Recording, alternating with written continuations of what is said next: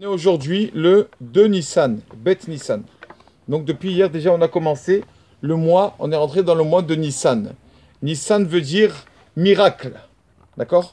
C'est-à-dire que c'est un mois de miracle. C'est un mois où une personne qui a des problèmes, qui a des difficultés dans ça ou dans n'importe quel domaine, ce mois-là, Kadosh Baruch Hu, il peut tout lui débloquer, lui faire des nissim, des miracles. Qu'est-ce qu'il a de spécial ce mois? Qu'est-ce que le mois de Nissan? Qu'est-ce qu'il a de spécial? Déjà, la Torah nous dit que dans la Torah, le mois de Nissan, c'est le premier. À Chodesh Azeh Lachem, ce mois, Rosh Chodashim, c'est la tête des mois. Donc c'est le premier, en fait, Nissan, c'est le premier des mois dans la Torah, d'accord? Et le dernier, bien sûr, c'est Adar, d'accord? Nissan, Iyar, Sivan, Tammuz, Avelo, etc., etc. Nissan, c'est le premier des mois. Mais qu'est-ce qu'il a ce mois de spécial? La Torah nous dit, on l'a lu ce Shabbat, à Chodesh Azeh Lachem, ce mois-ci, il est Rosh Chodashim. Ça veut dire il est Rosh Chodashim. Il n'y a que des Rosh Chodesh, c'est-à-dire, vous savez que le jour de Rosh Chodesh, le début d'un mois, c'est un jour qui est de haut niveau, beaucoup de qualité, le premier jour, Rosh Chodesh. C'est ça qu'on a l'habitude de moins travailler, Rosh Chodesh. On ajoute un plat, quand on fait Rosh Chodesh, le début premier du mois, on ajoute un plat en plus à table pour marquer le coup de Rosh Chodesh. On allume une veilleuse à Rosh Chodesh, toujours. Enfin, mes amis, la veilleuse à la maison, le début du mois. Ce mois-ci, là, Chodesh Nissan, Rosh Chodashim. Chaque jour du mois, il a la qualité de Rosh Chodesh. Chaque jour. Ça veut dire, là, on a 30 jours dans ce mois. Chaque jour, il est de qualité, il a la valeur comme le début d'un mois. C'est ça que la Torah nous dit, Chodesh Azeh Lachem, Rosh Chodashim. Donc c'est un mois vraiment, Baruch Hashem, c'est encore des choses qu'Hashem nous donne, des cadeaux qu'il nous donne, que c'est des jours de haut niveau. C'est bien de ce mois-ci d'avancer et de prier surtout, de prier parce que prier, c'est toujours bon. Mais le mois de Nissan, encore ça va beaucoup plus vite. Pourquoi? Parce qu'on a vu que le peuple d'Israël ont prié en Nissan, quand ils étaient en Égypte pour être délivrés. Et donc, on voit que la force de la prière en Nissan, elle a une force particulière. Il y avait le Stapler, une fois, un grand Rav à Bnei Brak. Son petit-fils lui a dit, papi, je vais au kotel. Je vais au kotel. Alors le Stapler, il lui a dit, s'il te plaît, dis mon nom. Yaakov, Israël, mentionne mon nom là-bas au kotel.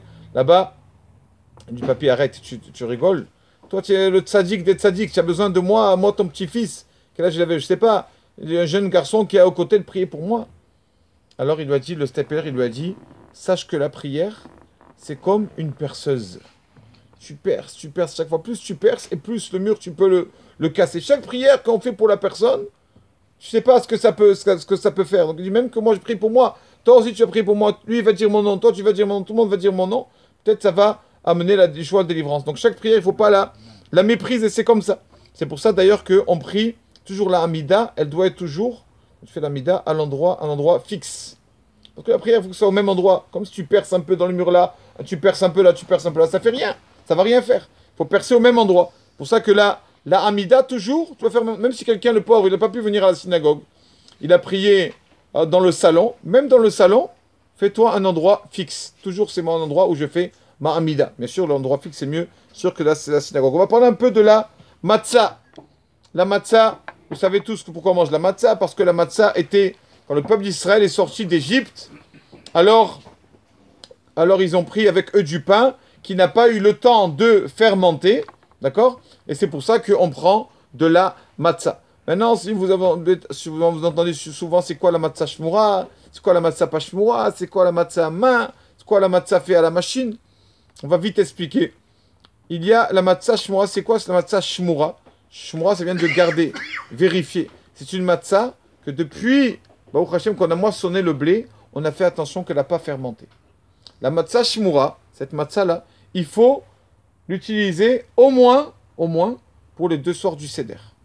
D'accord? Les 2 soirs du Seder de Pessah, il faut acheter de la matzah shmura. Pas n'importe quelle matzah au vin et à l'eau. Là, c'est une matzah qu'on a fait attention.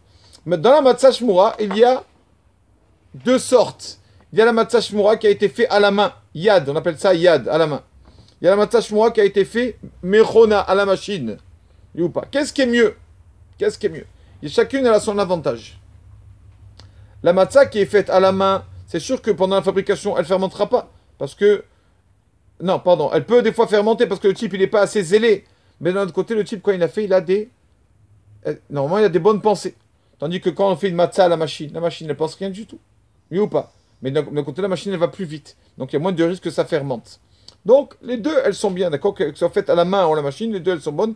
Mais c'est mieux pour les deux sortes du seder de faire attention à manger d'apprendre que de la matzah qui a été faite yad avec la main, d'accord? Qui a été faite à la main. Donc, c'est bien que c'est pour ça qu'elle est un peu plus chère d'ailleurs, d'accord? Que la matzah shmura yad, ça s'appelle. Au même pour le sort du seder. Après, tout le reste de la fête, chacun à son niveau, chacun ce qu'il veut. Il y en a qui font attention, qui prennent n'importe quelle matzah. Il y en a qui font attention que de la matzah shmura, d'accord, main ou machine. Il y en a qui font attention que de la matzah main toute la semaine. Ça, c'est chacun son niveau.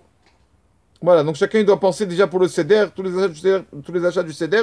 Déjà, le premier achat du seder, il y en a d'ailleurs que l'habitude d'amener les courses à la maison de Pessah depuis Rosh Chodesh Nissan. Donc déjà, de faire le premier achat qu'il y a à faire, la matzah shmura fait main. Achetez ça, comme ça, le soir de Pessah, le soir du seder, on va faire la mitzvah. Il y a une mitzvah de manger le soir en tout 4 fois volume de 26 grammes. Donc 2 soirs du seder, ça fait beaucoup. Donc c'est bien de faire attention à cette mitzvah. Baruch Adonai Le'olam. Amen ve'amen. Rabbi Chama Akashi Omer. En fait, je de Kotat Israël.